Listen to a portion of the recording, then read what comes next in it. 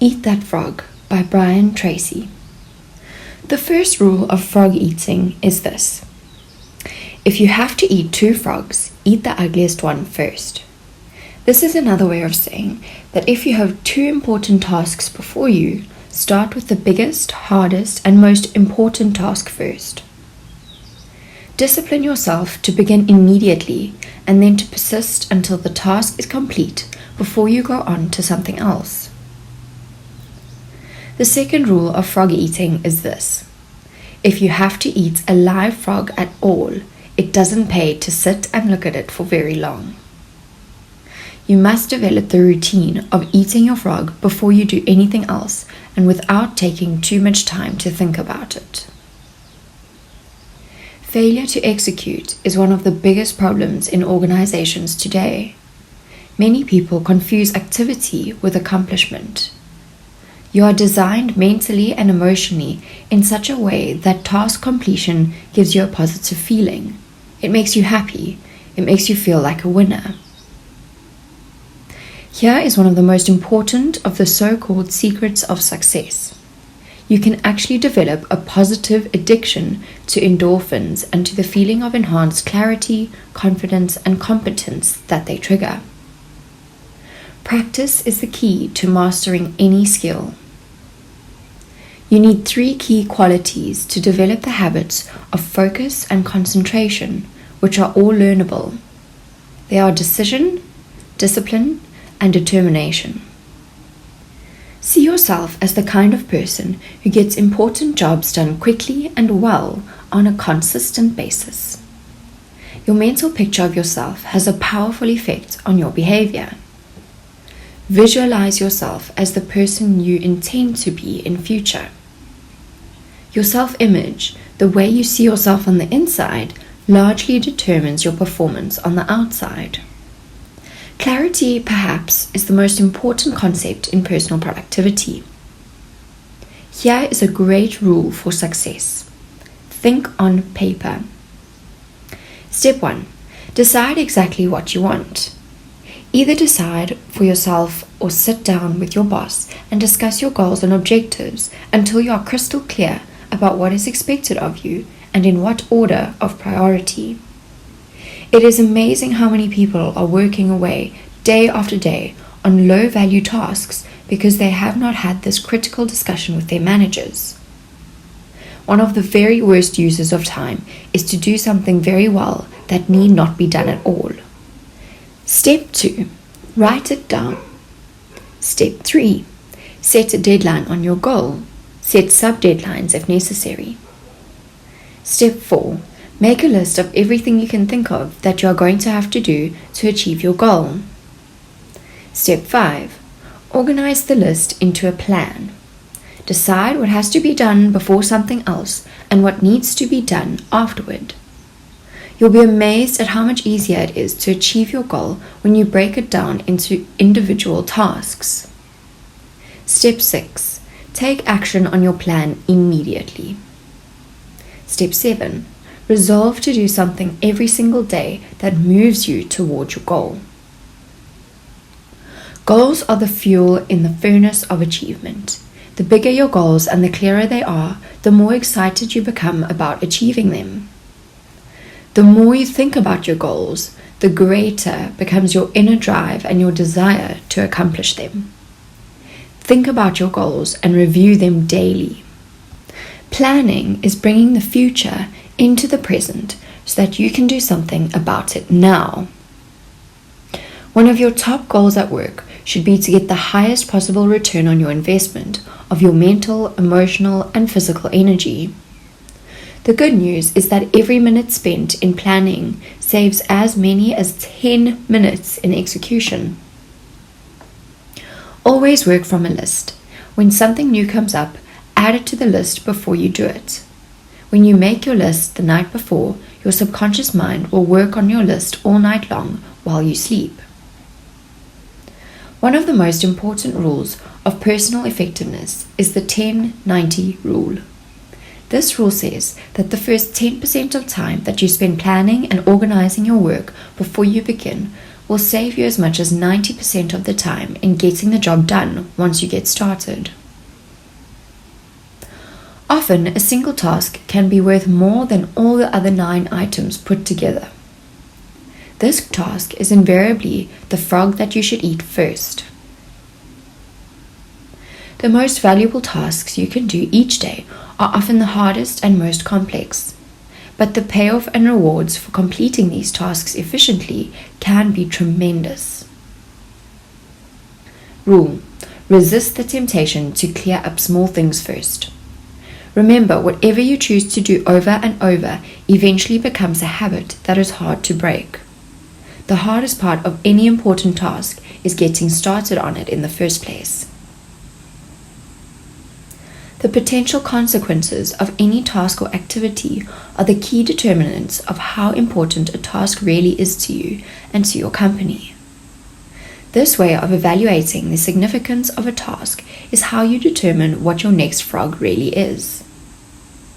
People who take a long-term view of their lives and careers always seem to make much better decisions about their time and activities than people who give very little thought to the future.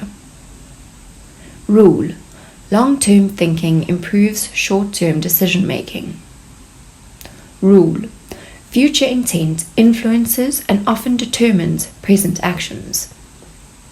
Successful people are those who are willing to delay gratification and make sacrifices in the short term so that they can enjoy far greater rewards in the long term.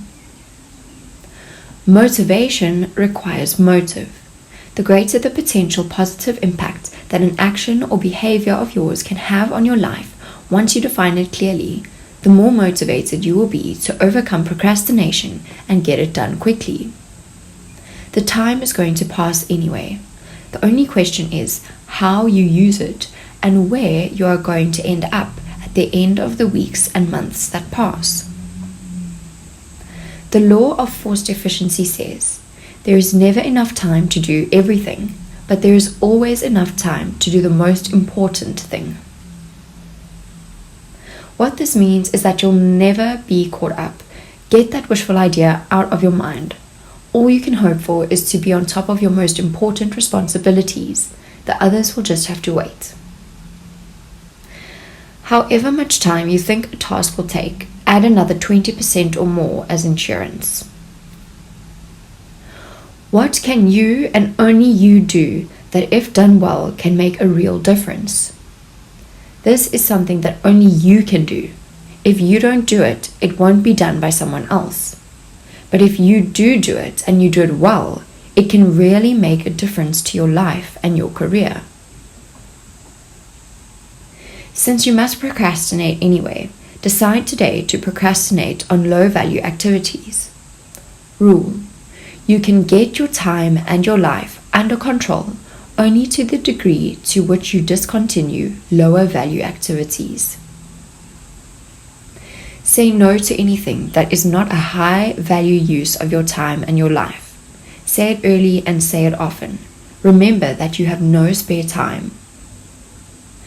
Cut down on television watching and internet surfing and instead spend the time with your family, read, exercise, or do something else that enhances the quality of your life.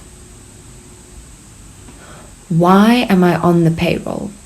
This is one of the most important questions you can ever ask and answer over and over again throughout your career.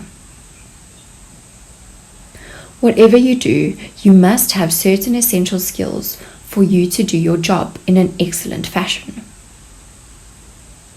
The starting point of high performance is for you to identify the key result areas of your work. Once you have determined your key result areas, the second step is for you to grade yourself on a scale of 1 to 10, with 1 being the lowest and 10 being the highest in each of those areas. Rule: your weakest key result area sets the height at which you can use all your other skills and abilities. The good news is that all business skills are learnable. If anyone else is excellent in that particular key result area, this is proof that you can become excellent as well if you decide to. You can only get better when you are open to the constructive input of other people. The main reason to develop time management skills is so that you can complete everything that is really important in your work and free up more and more time to do the things in your personal life that give you the greatest happiness and satisfaction. Rule: it is the quality of time at work that counts, and the quantity of time at home that matters. The more time you spend face to face with the people you love, the happier you will be. One of the best ways for you to overcome procrastination and get more things done faster is to have everything you need at hand before you begin. Begin by clearing off your desk or workspace so that you have only one task in front of you. Gather all the information, reports, details, papers, and work materials that you will require to complete the job. The most productive people take the time to create a work area where they enjoy spending time. Once you have completed your preparations, it is essential that you launch immediately toward your goals. Get started. Do the first thing, whatever it is. My personal rule is get it 80% right and then correct it later. When you sit down with everything in front of you, ready to go, assume the body language of high performance.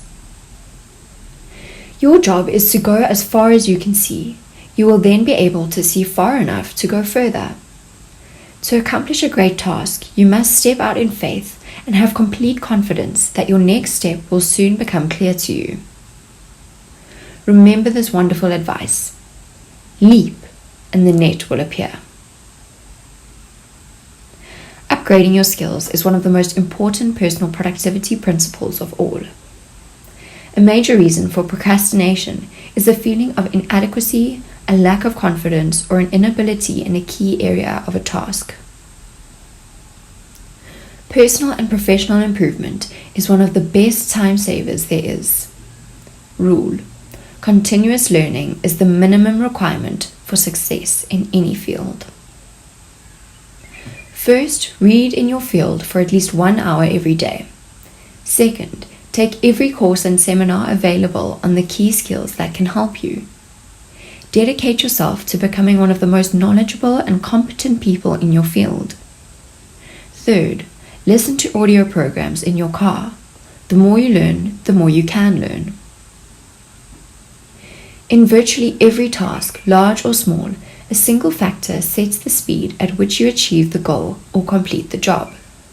But the limiting factor is always there, and it is always your job to find it. This means that 80% of the constraints, the factors that are holding you back from achieving your goals, are internal. Only 20% of the limiting factors are external to you or to your organization. Sometimes you have to make a list of every step in a process and examine every activity to determine exactly what is holding you back. Successful people always begin the analysis of constraints by asking the question, what is it in me that is holding me back? The first requisite for success is the ability to apply your physical and mental energies to one problem incessantly without growing weary. Only about 2% of people can work entirely without supervision.